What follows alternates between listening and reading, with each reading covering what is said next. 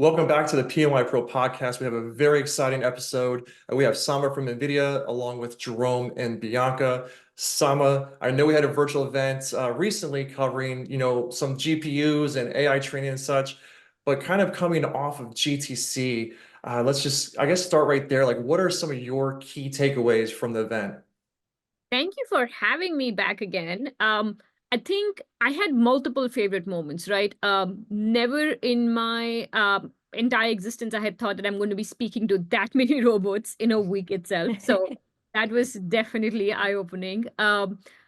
Just the sheer amount of innovation across the board from all of our partners, including PNY. The demos were outstanding. The amount of innovation that is happening, not just in the developer world, but across different kinds of industries, has been extremely inspiring. It's great to see the use of AI and how people are coming up with different kinds of innovative customer experiences as well. I will say though, my favorite moments were definitely within the keynote. I would say the first one would be when Jensen, and this is all towards the end, but when Jensen introduced Blue. This is the AI-powered robot that was developed in collaboration with Disney Research and Google DeepMind. It definitely took me back to my childhood days there. The second one was when he was paying tribute to astronomer Vera Rubin. He called out that her grandkids were in the stadium at that point as well. It was just heartwarming for me to see how we are attaching our entire roadmap, right? These are going to be next generation GPUs, but we're also paying tribute to so many great leaders right before us. Yeah, I mean, I can definitely relate with the shock and surprise with the robots. It being my first GTC, being at an event like this for the first time, it was definitely a little mind-bending to see all these robots. I mean, me personally, I believe it was my first day of the show, and I had a robot that made my coffee, made me a little latte with some latte art on top. Right. That was like so hard to wrap your mind around how far we've come. And it seemed like every single day I saw something more advanced and more mind-boggling that we're here right now, from the robot dogs to the like little mini robots to the full-size human robots. It's just it's crazy to think that this is where we are right now and that this is where AI is pushing us to. And it's really exciting to think about what is going to come from it and what's going to come next. Right.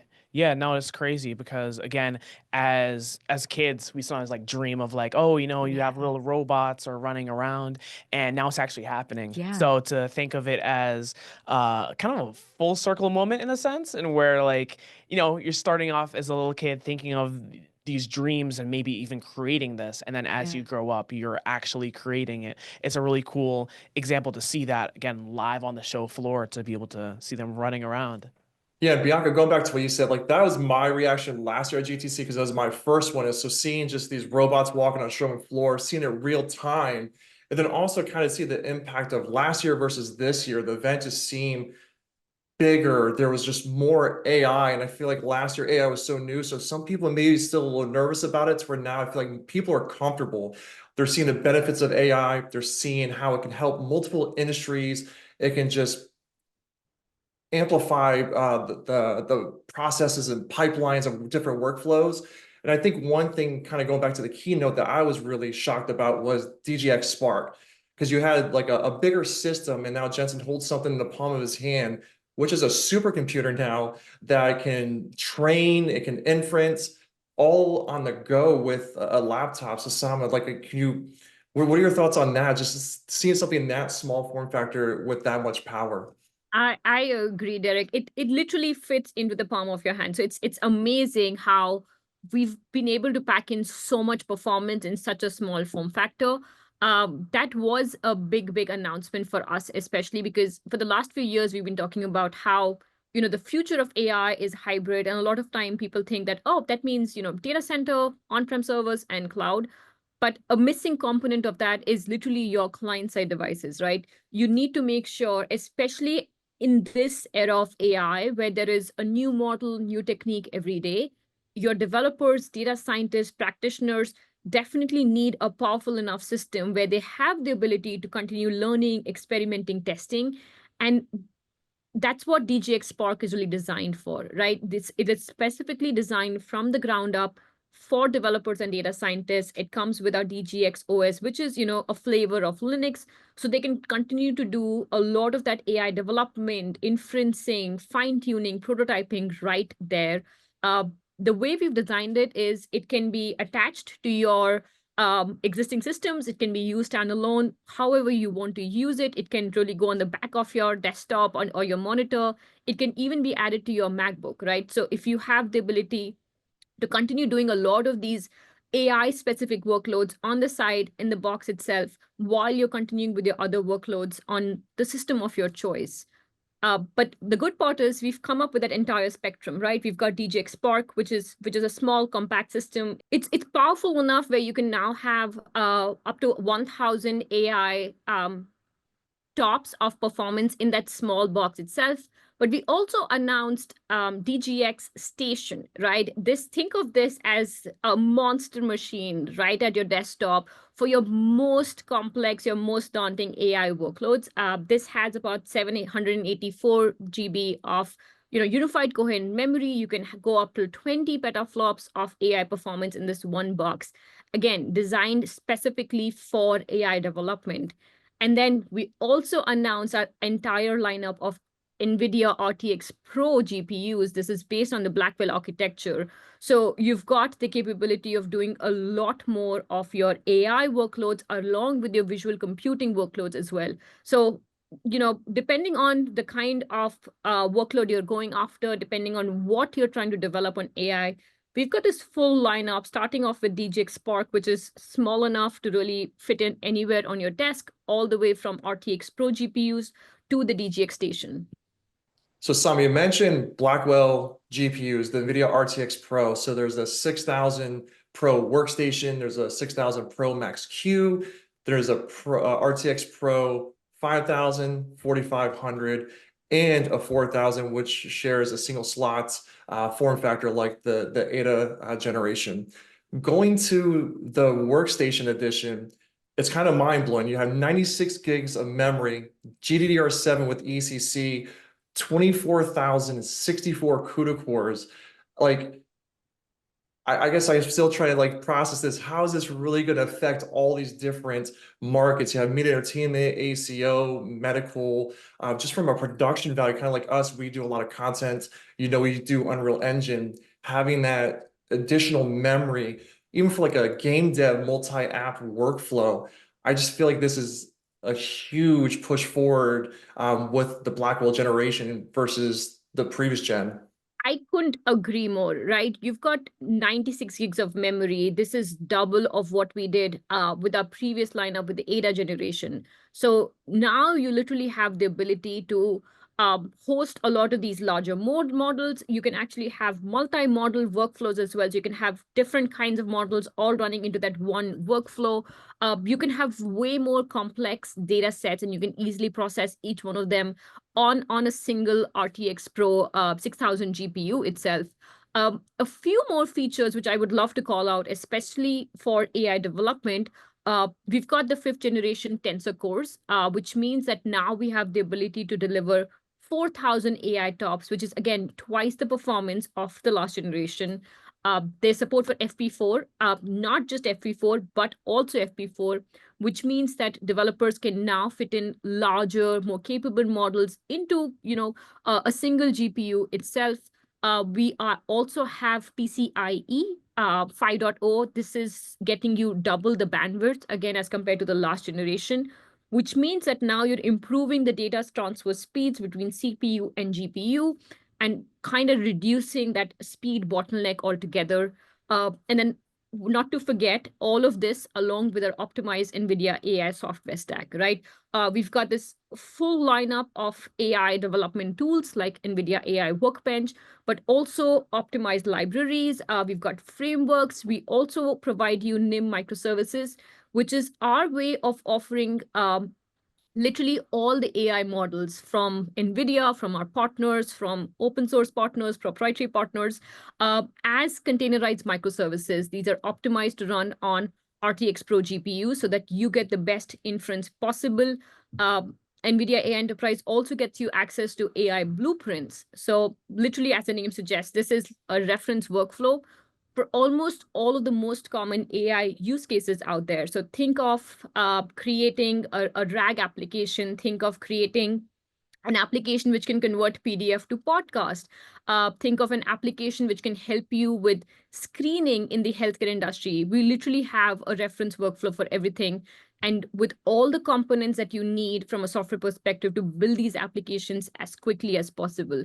So again, it's that full lineup of our new hardware features along with that software stack. So which industry do you feel like, again, it can be used across many different industries, but is there one that you feel in particular that you can foresee it making the biggest impact in? I won't call it an industry. I would say in terms of personas, right? For me, I would place my bets on developers and data scientists across the board. And you've got pockets of them. You've got developers, a lot of them in GSIs, ISVs. We're seeing a lot more data scientists now in media entertainment as well. So really depending on wherever they're located.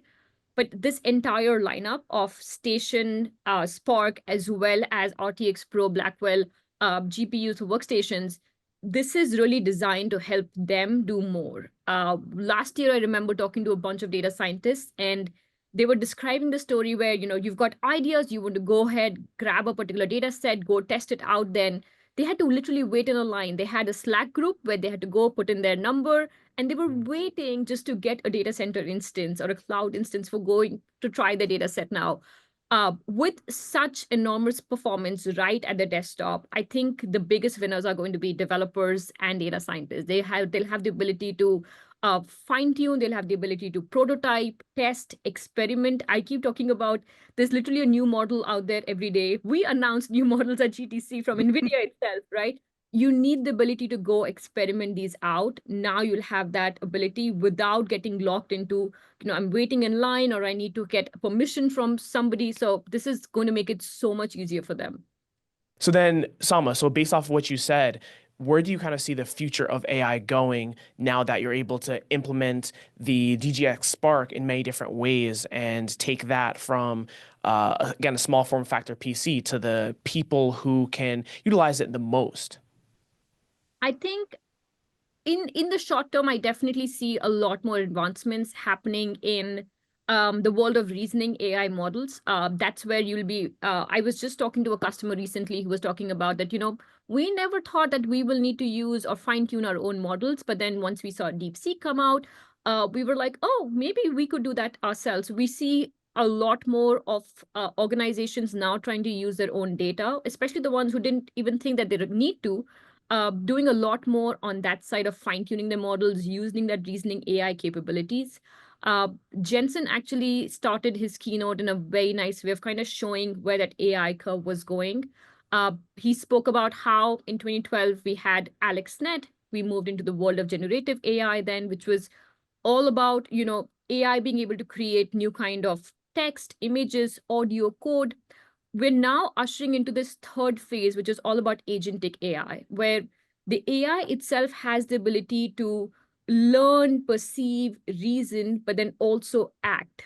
And I think that entire lineup we have with DGX Spark, Station, RTX Pro GPUs, it's going to give ability to developers to now come up with these new innovative solutions using agentic AI, where the AI itself is capable and intelligent enough to take action.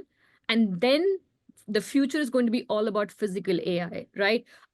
You will have a lot of these autonomous systems which will be able to interact with the physical world, take in real-time data, have real-time data processing capabilities. That's what it's going to usher in next then. Yeah.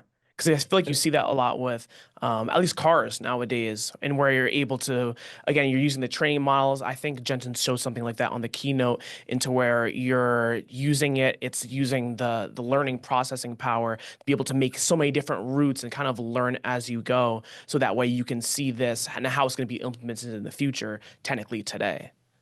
Yep. So not only is it learning, but it's also now understanding that I need to act accordingly. So you could probably have that same car go around that same road every day, But Mhm. on, let's say, the 10th day, it sees there is a big puddle now. So the car has learned enough that I should not be going there, and it's going to maneuver around it.